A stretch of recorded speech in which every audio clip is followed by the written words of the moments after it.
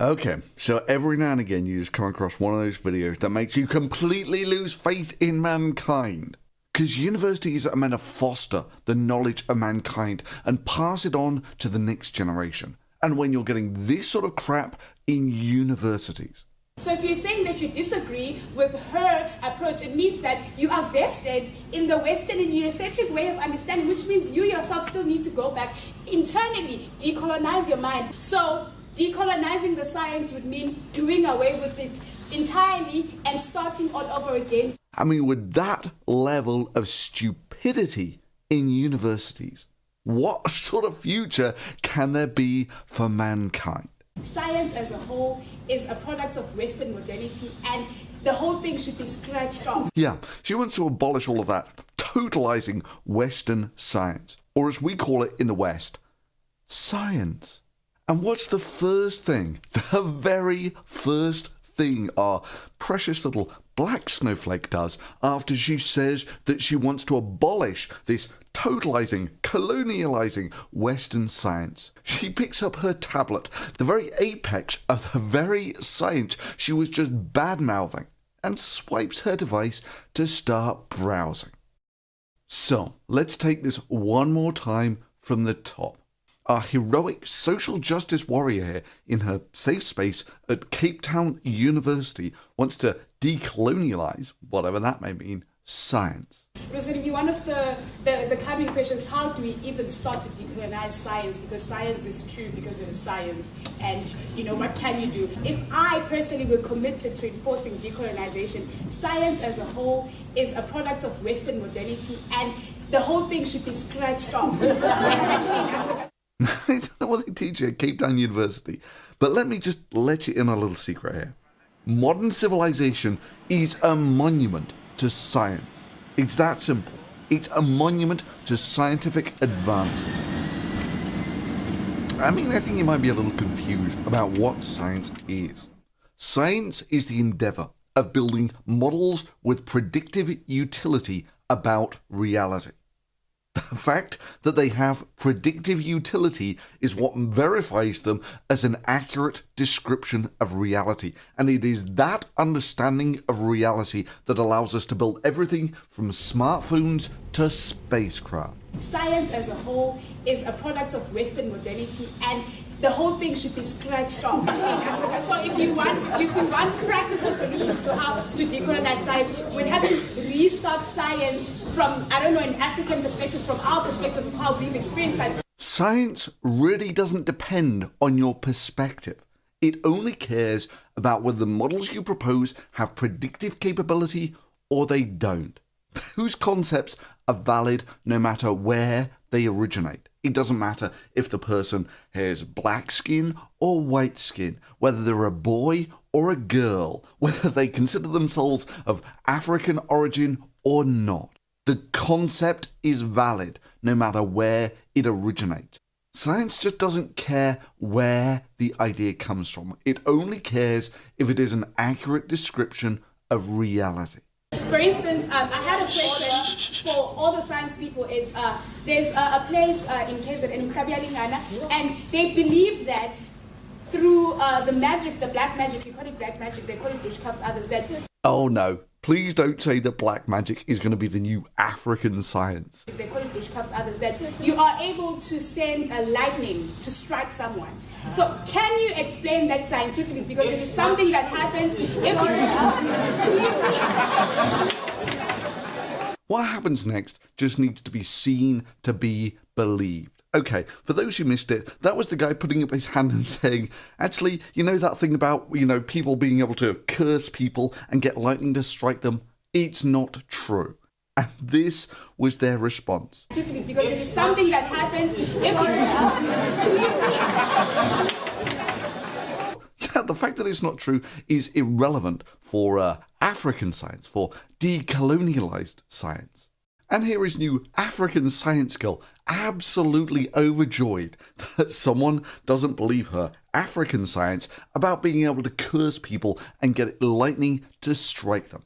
Let's see how the moderator tackles that, shall we?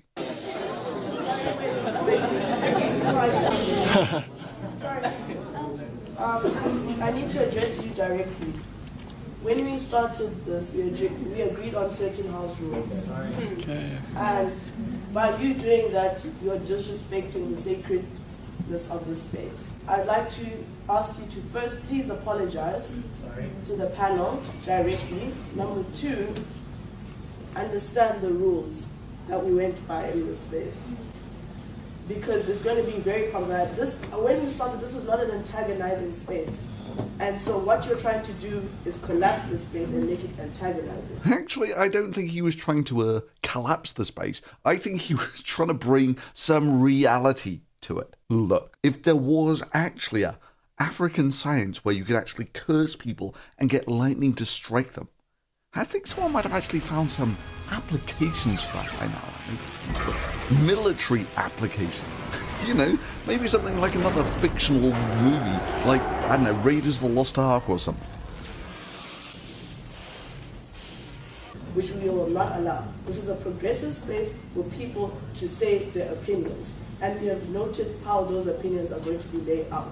So I would like you to first apologize and then go on and agree to abiding by the rules of the space.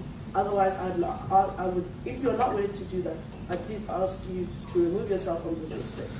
Thank you. Please carry on. So I will finish. See, that very response is the reason why I am not in the science faculty. I did science throughout my high school years, and there was a lot of things that I just, Really? You're not in the science faculty? Why do I not find that surprising? But Western modernity is the direct antagonistic factor to decolonization because Western knowledge is totalizing. Totalizing? I think you misunderstand. Science is about building accurate models about reality. Models with predictive capability. I think what you're actually complaining about is not that it's totalizing, but that it's accurate. If you base the design of planes on science, they fly. If you base the design of rockets on science, they reach the moon. It works, bitches. You know, valid. You know, maybe like in a way that, say, for instance, I don't know, witchcraft isn't. It is saying that it was Newton and only Newton who knew or saw an apple falling and then out of nowhere decided that gravity existed and created an equation, and that is it. For the whether people knew Newton or not, or whether whatever happens in Western Africa, Northern Africa. Yes, that's right. A model with predictive capability is a successful one that describes reality. So, for instance, Newton's equations do give a fairly reasonable description of gravity. And we know that it's a good model because it works just as well in Africa as it does, say, for instance, in Europe, or on the moon, or on the sun, or for the galaxy. The thing is, the only way to explain gravity is through Newton, who sat under a tree and saw an apple fall. Yes. Newton's laws do give a fairly reasonable description of, reality. So Western modernity is the problem that decolonization directly deals with, to say that we are going to decolonize by having knowledge that is produced by us, that speaks to us, and that is able to accommodate knowledge from our perspective. So, you're going to start a new subject of, African science. If we want practical solutions to how to decolonize science, we'd have to restart science from, I don't know, an African perspective. Which is going to have witchcraft, where you can summon lightning bolts to strike people, but there is no gravity.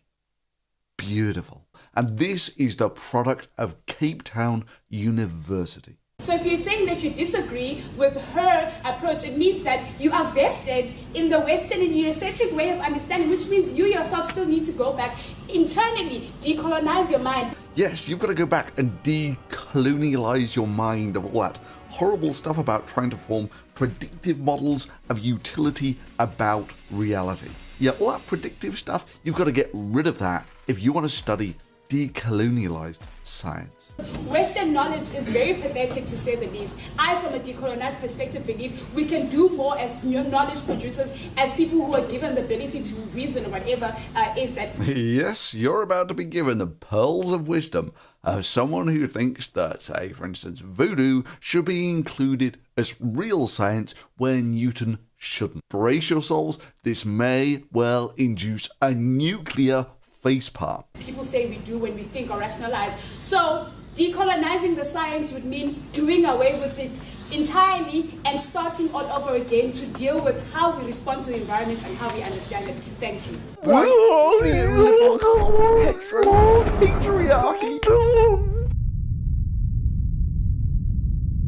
Now I know some of you out there will be thinking, but Thunderfoot, we need to be more open-minded about these sort of things. Like say for instance, Zimbabwean President Robert Mugabe. I'll let Potholer54 explain. President Robert Mugabe gave us this insight into Zimbabwean politics when he believed a woman who said she could conjure diesel from a rock. In 2007, he dispatched 3 nicely dressed government ministers to witness a demonstration, and sure enough, they reported that it was all true.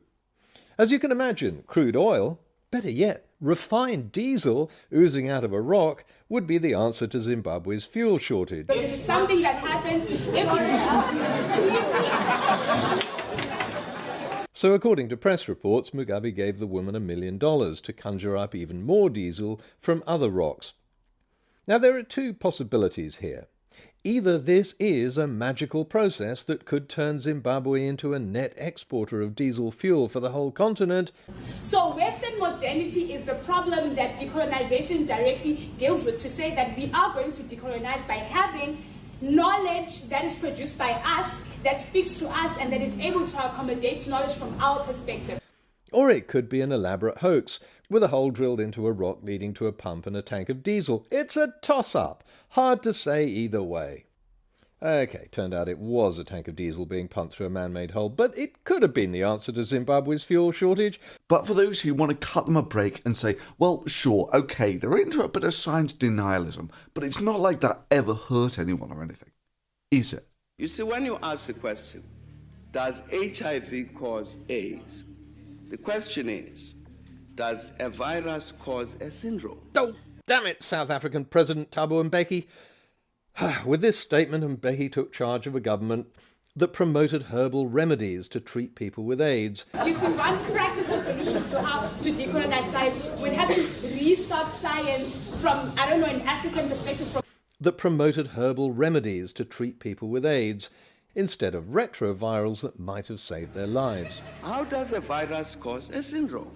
Well, perhaps if you read a medical textbook or asked someone who's published studies on the subject, you'd find out. A Harvard study concluded that the South African government's denial of the HIV-AIDS link led to the deaths of over 300,000 people who didn't get the treatment they needed.